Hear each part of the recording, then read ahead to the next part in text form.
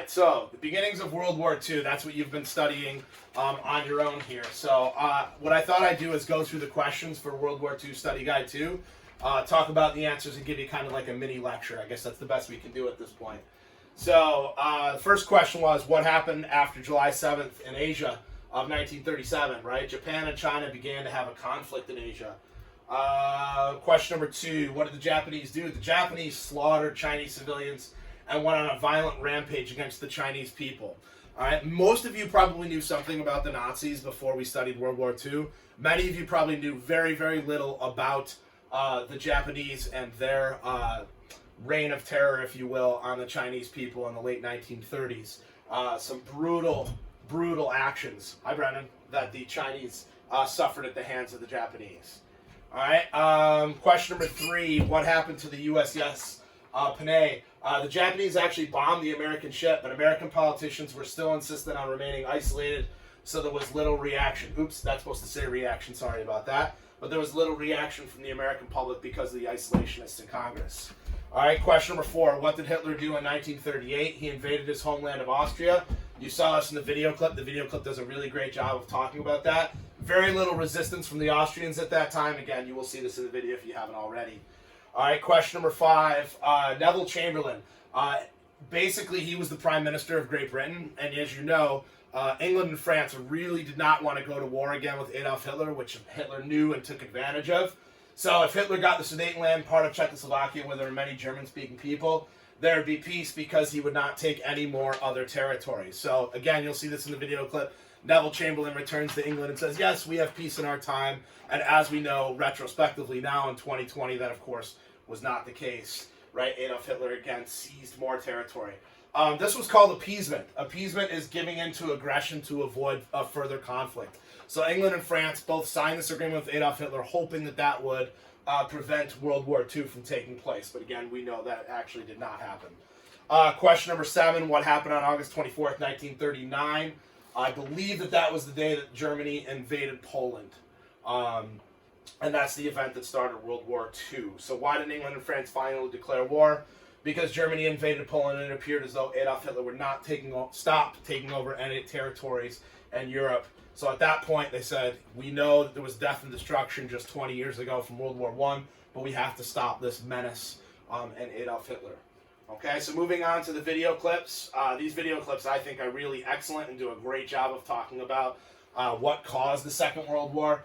Starts with Adolf Hitler burning books. Why did he do that? He burned books because they were anti-Nazi, against the Nazi Party, or written by Jewish authors, and he wanted to expunge Jewish authors from the record.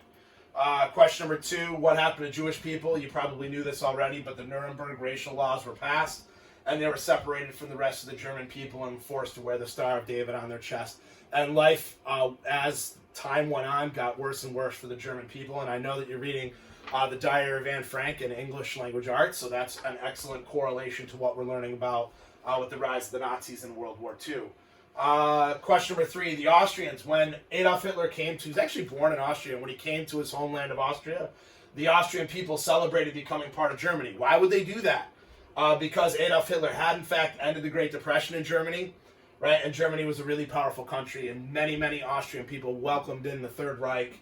Of course, there would be people in Austria that did not, but there was a majority of people that were excited about becoming part of the new German Empire.